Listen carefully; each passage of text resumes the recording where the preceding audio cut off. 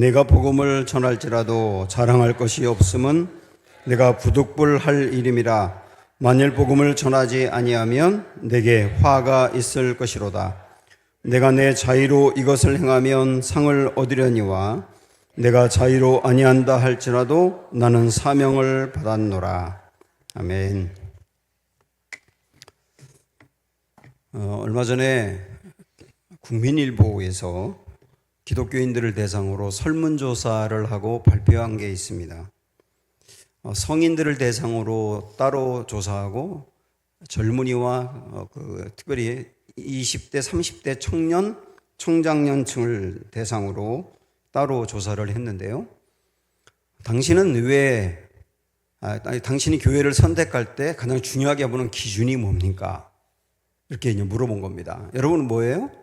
성인들한테 먼저 물어봤습니다. 당신은 교회를 선택할 때 무엇을 제일 중요하게 봅니까? 이렇게 물어봤을 때 여러분도 예상하겠지만 제일 많이 나온 대답은 설교라고 했습니다. 4명 중에 1명은 설교를 보고 교회를 선택한다, 이렇게 대답을 했습니다. 그리고 교회의 분위기, 그리고 교회가 얼마나 친절한지 이런 것들을 중요하게 본다는 대답도 적지 않게 나왔거든요. 이 두 개를 합치면 설교 정도만큼 나왔어요. 그러니까 교회를 고를 때 상당히 많은 사람들이 그 교회가 새신자에게 어떻게 하는지, 그리고 사랑이 있는지, 그리고 뜨거운 분위기인지 이런 것들을 중요하게 본다는 거예요. 이게 이제 성인들에 대한 조사였습니다. 그런데 청년들 그리고 30대 젊은이들을 대상으로 한 조사에서는 결과가 다르게 나왔어요. 당신은 교회를 고를 때 가장 중요하게 보는 게 뭡니까? 라고 물어봤을 때 사실 저도 깜짝 놀랐는데 이 결과를 보고 뭐라고 제일 첫 번째 대답을 한 게, 제일 많은 대답이 뭐냐면 편하고 부담이 없는 교회라고 했습니다. 편하고 부담이 없는 교회. 교회에서 자꾸 뭘 하라, 예배 참석해라, 헌금해라, 봉사해라, 모임에 참석해라, 뭘 해라 이렇게 하는 교회가 싫다는 거예요. 그냥 난 편안하게 내가 교회 가서 그냥 예배 드리고 나에게 부담 주지 않고 그냥 편안하게 있다가 올 수 있는 그런 교회를 원한다는 겁니다. 일견 이해가 됩니다. 왜냐하면 사람들 부담 갖는 거 다 싫어하지 않습니까? 저도 부담 갖는 거 싫거든요. 그래서 자꾸 뭘 하라고 하는 거, 그게 나에게 강요하는 것 같아서 싫을 수 있습니다. 그런데 한번 여러분 이 이야기 들어보실래요? 방송국 PD인 아버지가 멀리 떨어져 있는 아들과 통화를 합니다. 그날 그 아들이 중요한 오디션을 봐야 돼요. 아들이 아버지에게 이야기합니다. 아빠, 나 너무 초조하고 부담되고 긴장된다고. 그러니까 아빠가 이 아들을 위해서 기도해 줍니다. 기도의 내용 중에 이런 게 있어요. 한번 귀담아 들어보세요. 우리 아들이 이렇게 불확실과 초조와 긴장 속에서 성장하게 인도해 주십시오. 여러분 이 기도 어떻게 생각하세요? 저는 이 기도가 굉장히 중요하다는 생각이 들었습니다. 사실 이 아들이 오디션을 봐야 되는데 불합격할 확률이 상당히 높거든요. 그러다 보니까 굉장히 많은 사람들이 지원하고 뽑는 사람이 적다 보니 얼마나 열심히 노력을 했겠어요. 밤잠을 설치면서 굉장히 노력을 많이 했겠죠. 그러면서도 시험을 볼 당일에 초조하고요. 그 다음에 떨어지면 어떡하나 하는 긴장이 되고 또 시험 볼 땐 얼마나 두렵겠습니까? 그런데 아버지가 한 말이 뭐냐면, 아들아, 내가 이 오디션을 위해서 그렇게 지금까지 달려온 이 과정이 네가 설령 붙고 떨어지고 어떻게 될지 모르지만 이게 너에게 성장이야. 전 그게 공감이 되더라고요. 저도 가끔 중요한 강의 부탁을 받을 때가 있습니다. 그러면 알았다고 하고 이제 준비에 들어가는데 그러다 보면 수많은 자료를 모아야 되고 연구해야 되고 너무 머리가 아플 때도 많고, 그래서 어떤 때는 내가 왜 이 강의를 맡는다고 했나 하면서 후회하고 지금이라도 안 한다고 할까 이런 생각이 들 때도 있거든요. 그러나 그 강의를 마치기 위해서 정말 죽어라 연구하고 공부하고 그런 강의안을 만들어내고 강의할 때 사람들이 이 강의의 반응이 어떤지 초조하고 어떤 때는 원하는 만큼 결과가 나오지 않을 때 마음이 낙심하기도 하고, 그런데 나중에 생각해 보니까요, 그런 과정을 통해서 제가 이만큼 성장해 있더라고요. 여러분, 회사에서 그렇지 않던가요? 나에게 이제 회사에 아주 중요한 프로젝트가 주어졌다라고 생각을 해 보십시오. 그걸 수행해내기 위해서 다른 사람들은 잘 때 그 사람은 깨어 있어야 되고, 가고 싶은데 못 가고 만나고 싶은 사람 만나지 못하면서 그거를 정말 애쓰고 힘써 준비하지 않습니까? 얼마나 긴장이 되고 초조하고 불안하고 두렵겠어요. 그런데 이 부담이 있지만 나중에 생각하면 그것 때문에 그 사람이 실력이 여기까지 올라와 있는 거거든요. 교회도 편하면 좋겠는데, 그런데 교회도 자꾸 부담을 주지 않습니까? 너무 교회에서 부담을 줘가지고 교회에서 하라고 하는 일이 힘들면 쉬세요. 괜찮아요. 쉬세요. 그런데 너무 오래 쉬지 마세요. 왜냐하면 계속 쉬다 보면 우리의 신앙이 절대로 성장하지 않을 겁니다. 그래서 힘들어도 부담돼도 내가 행할 때 성장이 있는 거다라고 하는 것을 생각해야 되는데, 그 중에 하나가 전도거든요. 오늘 말씀은 바울이 전도를 어떻게 생각하는지 깜짝 놀랄 이야기가 있어요. 한번 보실까요? 내가 복음을 전할지라도 자랑할 것이 없음은 내가 부득불할 일이다. 바울은 전도를 부득불할 일이다 라고 말합니다. 부득불할 일이라고 하는 말은 하지 않으면 안 되는 일이라는 뜻이거든요. 학생들이 학교에서 선택 과목과 필수 과목이 있는데, 선택 과목은 들어도 되고 안 들어도 되지만 필수 과목은 안 들으면 졸업이 안 되거든요. 바울은 전도를 선택 과목으로 생각한 게 아니라 필수 과목으로 생각했다는 거예요. 하지 않으면 안 된다, 이렇게 여긴 것이죠. 이것만이 아닙니다. 로마서 1장 말씀을 보면 헬라인이나 이방인이나 지혜 있는 자나 어리석은 자나 다 내가 빚진 자라, 이렇게 말하고 있어요. 빚진 자라, 나 빚쟁이야 라고 하는 의식을 갖고 살았단 말입니다. 예수님을 믿지 않는 사람을 보면, 내가 아직 전도하지 않은 사람을 보면 바울은 어떤 생각을 가졌느냐면, 아유, 내가 저 사람 빚을 갚아야 되는데, 빚진 자 마음을 가진 거예요. 그 사람이 무슨 물질적으로 빚진 게 아니거든요. 근데 그런 마음이 이 안에 있었다는 거예요. 바울을 구원해내기 위해서 예수님이 목숨값을 바치고 바울을 살려내고 건져낸 것을 바울은 확실히 알기 때문에, 내가 이 정도 놀라운 은혜를 받은 사람이기 때문에 예수 믿는 사람에게 말씀을 전해야 돼. 안전하면 빚진 자 마음이 있었다는 거예요. 이게 부득불이라는 의미와 같지 않겠습니까? 또 우리 한번 이어서 보시면, 다시 오늘 본문 말씀에서 16절 뒷부분에 보면, 만일 복음을 전하지 아니하면 내게 화가 있을 것이라. 하나님이 그에게 너 화가 있을 거야 라고 말씀한 게 아니에요. 본인이 스스로 그렇게 생각을 하는 겁니다. 내가 말씀을 전하지 않으면, 전도하지 않으면 내게 화가 있을 거야. 만일 저쪽 끝에 낭떠러지가 있는 것을 나는 압니다. 그런데 어떤 사람이 차를 몰고 가는데 거기로 가요. 거기로 계속 가면 낭떠러지가 나와요. 어두워서 낭떠러지가 있는 게 안 보여요.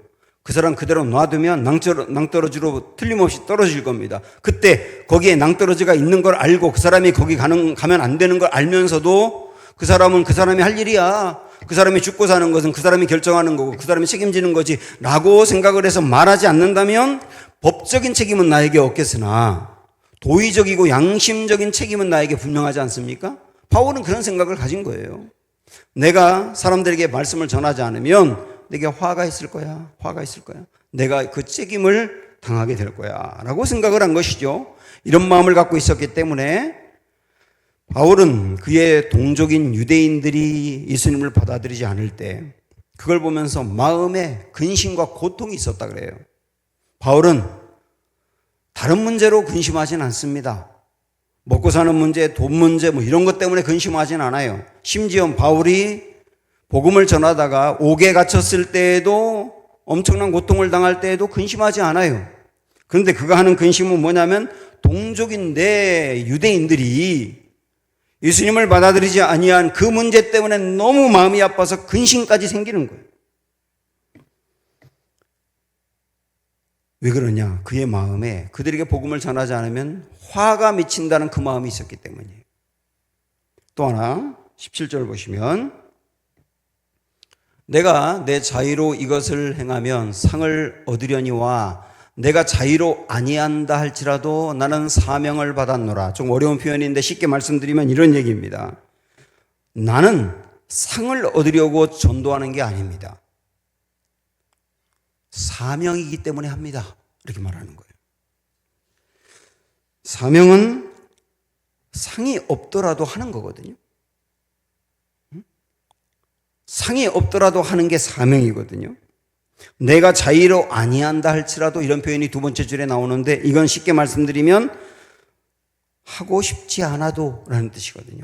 그러니까 바울도 때로는 전도가 하고 싶지 않았을 때가 있는 거예요. 당연하지 않습니까? 그도 하고 싶지 않을 때가 있었다. 그래도 한다. 왜? 사명이니까. 이런 의미입니다. 사명은 엄청난 거거든요. 사명은 하나님에게서 받은 것인데 바울이 받은 사명은 복음을 전하는 거였습니다. 그래서 이게 내 사명이라고 생각하니까 부담되고 초조하고 힘들어도 절대로 놓을 수가 없었던 겁니다. 나의 생명 조금도 아끼지 아니하며 이 사명을 위해서 나를 드리겠다. 바울이 그런 표현도 하고 있는데 그 이유는 사명이 중요한 걸 알기 때문에. 우리 예수님도 십자가에서 왜 당신의 목숨을 우리 위해서 내놓으셨겠어요? 하나님이 예수님을 이 땅에 보낸 사명이 그거니까요. 사명은 목숨을 내걸고라도 이루어 드려야 될 거거든요.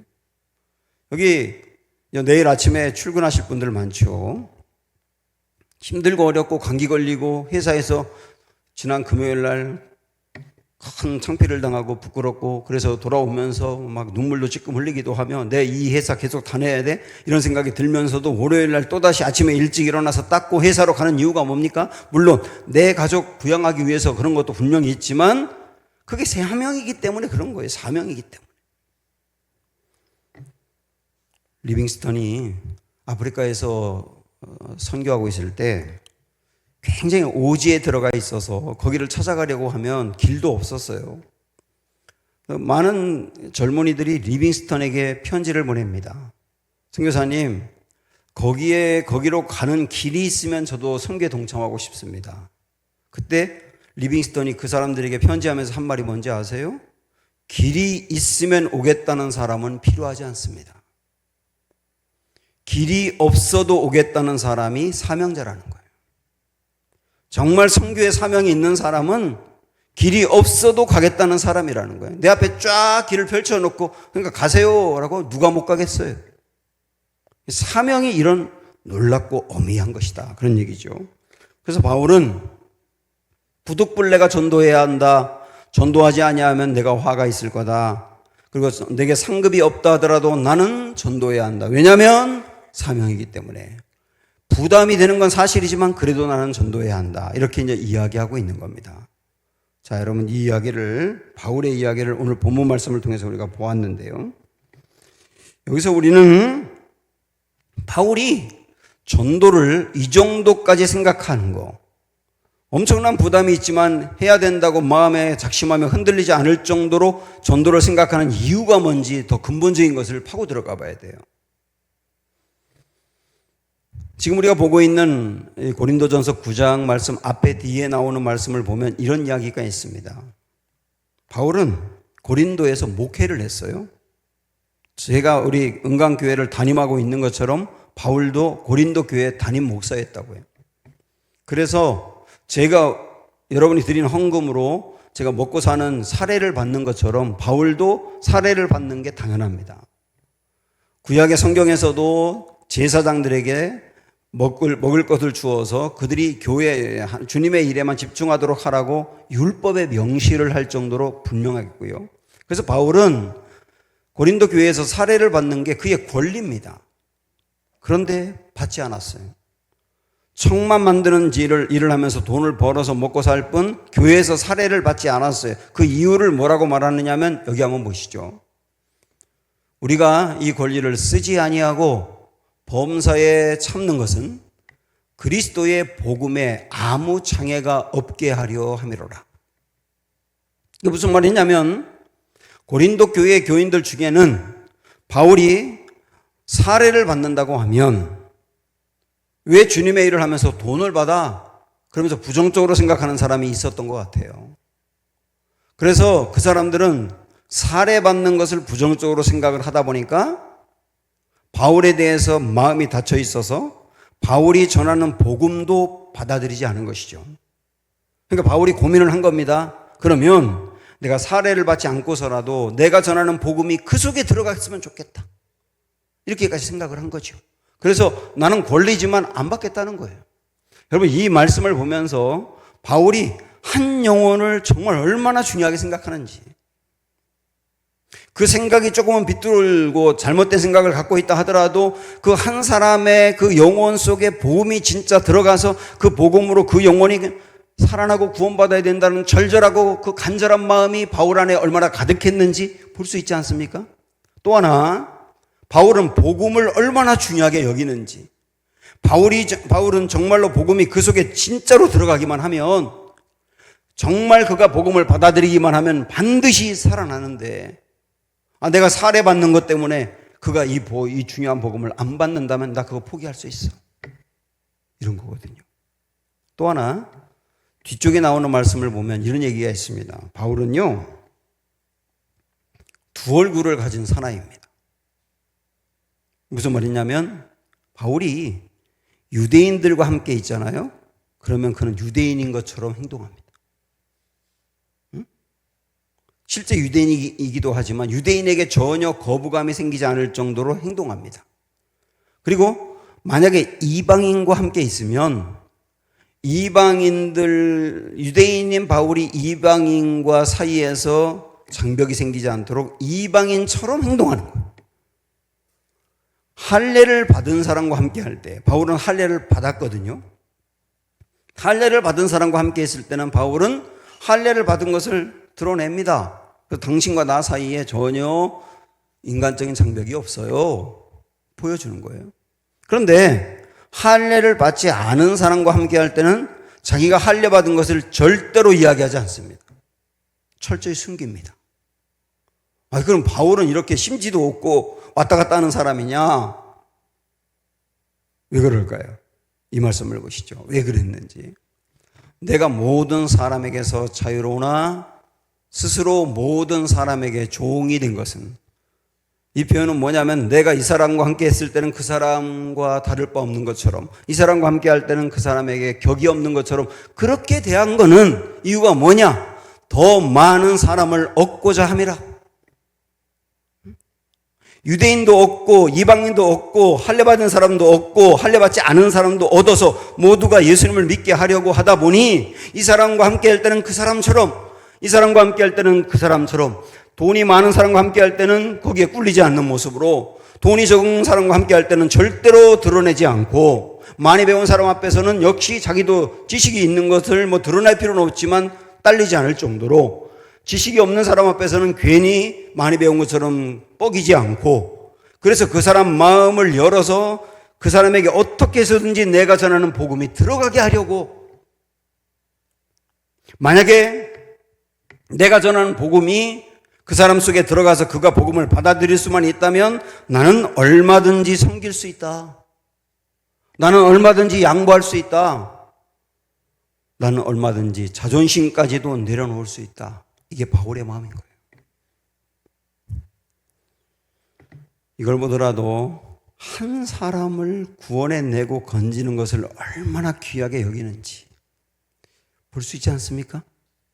그리고 복음이 그 속에 들어가기만 하면, 정말로 복음이 들어가기만 하면 그 사람은 반드시 살아날 텐데, 이 절절한 마음이 바울에게 있었던 거예요.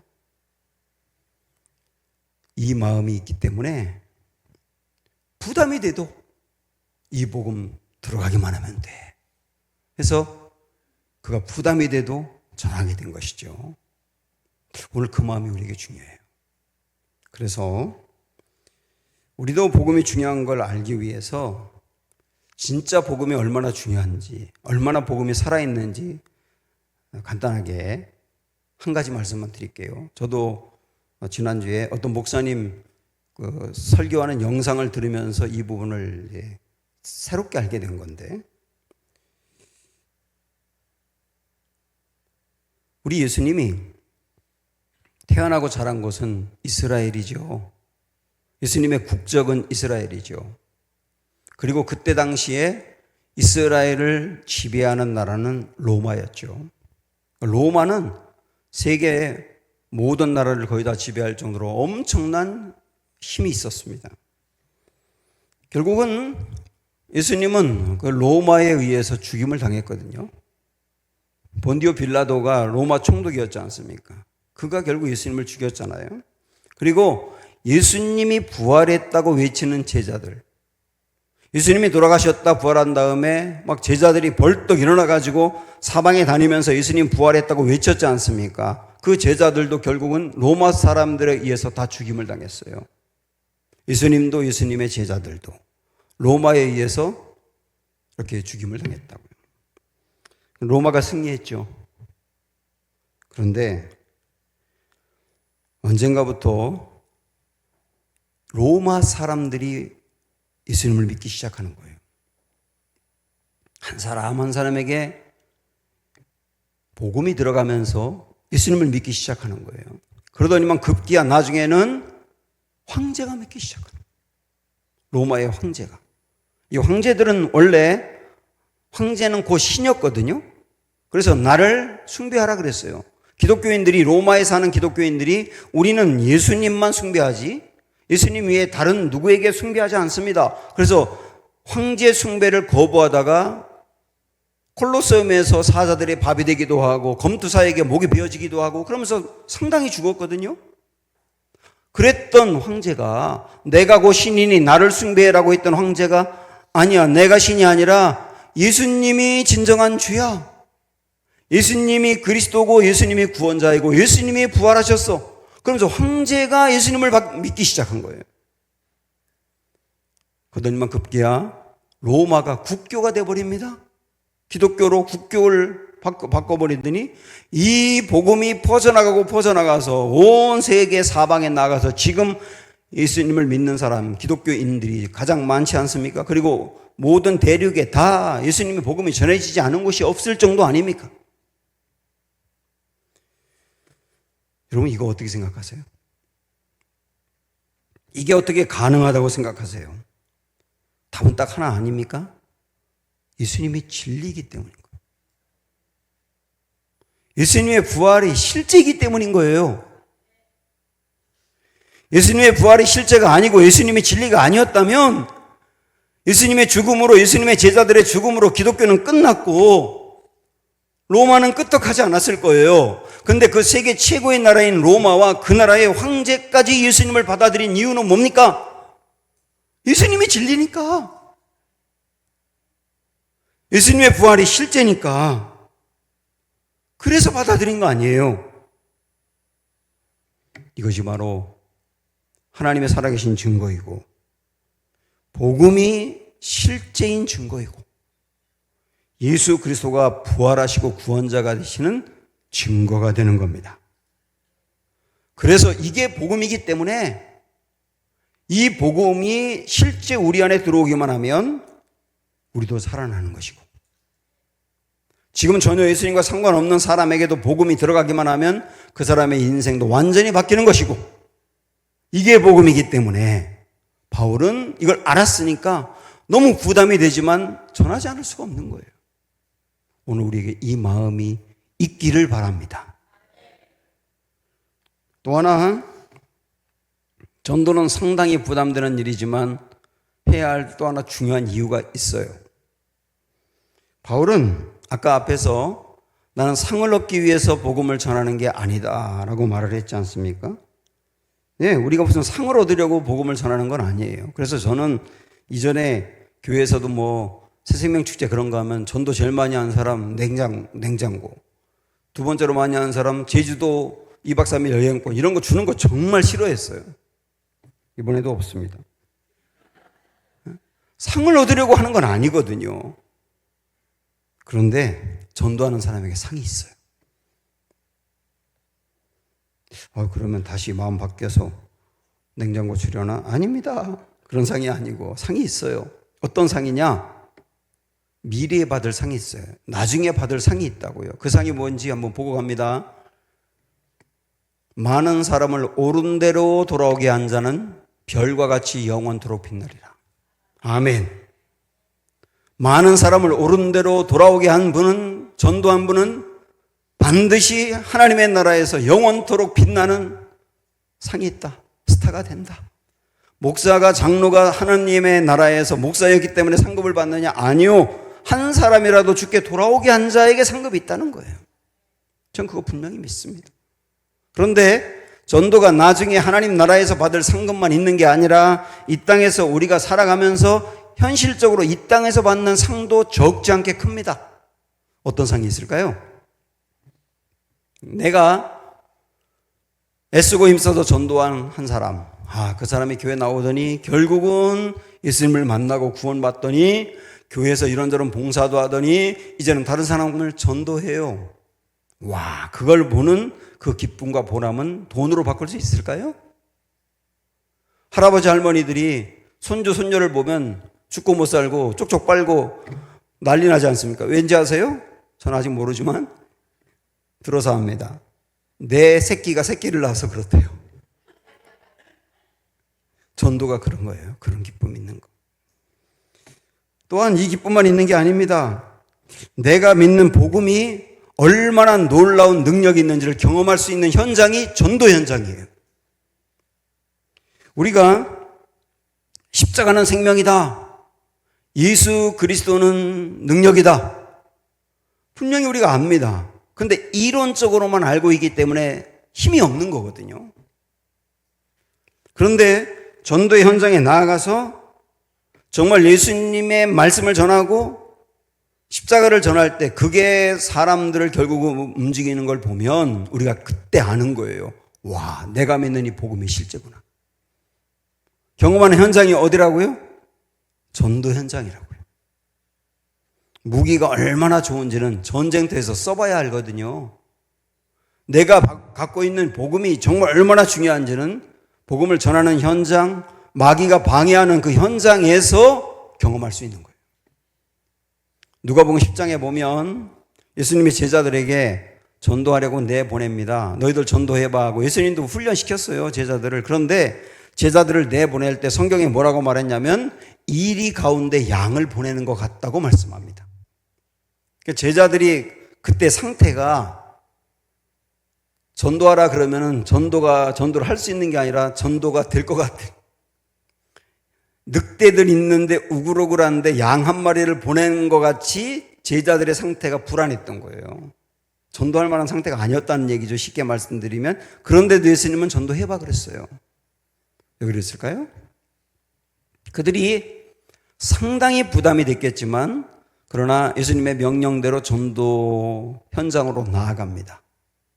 거기서 예수님의 말씀을 전하는데 사람들이 그 말씀을 듣고 회개하는 거예요. 그리고 예수님의 이름으로 선포하니까 귀신 들렸던 사람이 멀쩡해지는 겁니다. 귀신이 떠나가는 것을 본 거예요. 예수님의 이름으로 기도하니까 병자가 낫는 것을 본 겁니다. 누가 제일 많이 놀랐을까요? 제자들 자신이죠. 자기들에게 그런 힘이 없는 걸 아는데 그런데 예수님의 이름으로 나아갔더니 그 예수님의 말씀을 전했더니 사람들이 회개하고 달라지고 귀신이 떠나가고 병이 낫는 걸 보면서 그때 그들은 드디어 알게 된 겁니다. 우리 예수님이 실제구나. 우리 예수님이 실제 구원자구나. 정말 우리 예수님이 능력이구나. 하나님의 말씀이 능력이구나. 귀신들도 예수님의 이름 앞엔 압도될 만큼 내가 믿는 예수님이 이렇게 위대한 분이구나. 우리가 헛된 분을 믿는 게 아니구나. 어디서 경험합니까? 전도 현장이었던 거예요. 그래서 우리 예수님은 이리 가운데 양을 보내는 것 같이 걱정이 되면서도 제자들을 거기로 보내신 거예요. 거기서 엄청난 성장이 된 거죠. 신앙이 성장이 된 거죠. 이렇게 전도할 때 내 믿음이 더욱 굳세어지는 겁니다. 그리고 내가 믿고 있는 신앙에 대해서 확신이 더 분명해지는 거예요. 내가 배워서 아는 것을 가르칠 때 더욱 실제가 되는 것처럼 내가 들어서 알고 있던 진리를 내 입술로 전할 때 그 현장에서 내 믿음이 더 굳건해진다 그 말입니다. 그래서 많은 분들이 내가 믿음이 성장하면 전도할게요 이렇게 말하는데 저는 이걸 우리가 바꿔서 달리 생각하면 좋겠어요. 내가 전도할 때 성장이 될 겁니다. 이게 상급이 아닙니까? 놀라운 상급이죠. 지금까지 우리는 왜 바울은 전도가 부담되지만 하지 않을 수 없었는지 몇 가지를 살펴봤습니다. 그렇게 보니까 아까 우리 앞에서 불렀던 이 찬송의 가사가 생각나는데 이 찬송의 가사가 딱 맞습니다. 한번 508장 1절만 한번 볼까요? 우리가 지금은 나그네 되어도 화려한 천국에 머저나 가리니 이 세상 있을 때 주 예수 위하여 끝까지 힘써 일하세. 주 내게 부탁하신 일. 그 다음에 뭐라고 나옵니까? 천사도 흠모하겠네. 이 대목이 정말로 좋아요. 천사도 흠모하겠네. 화목해 하라신 구주의 말씀을 온 세상 널리 전하세. 천사에게 맡겼다면 더 잘할 수 있을 것 같은데 그래도 이 특권을 우리에게 맡기셨다는 거예요. 이 특권을 우리에게 맡기셨다. 이게 얼마나 놀라운 것이고 귀한 것인지 경험하라고. 새생명 축제가 아마 우리 교우들에게 부담이 되실 겁니다. 맨날 교회만 가면 가뜩이나 힘들어 죽겠는데 전도하라 하니까 요새 교회 가기 싫다고 그러는 분들이 있을지도 몰라요. 그런데 이런 생각이 들었어요. 새생명 축제라고 하는 걸 생각을 하고 누구를 전도할까 고민을 많이 하고 기도하면서 떠오르는 사람이 있고 그러다 보니까 그 사람에서 기도하죠. 내 가족, 가까운 사람 기도하는데 그러면서 우리가 애절한 기도가 회복되지 않던가요?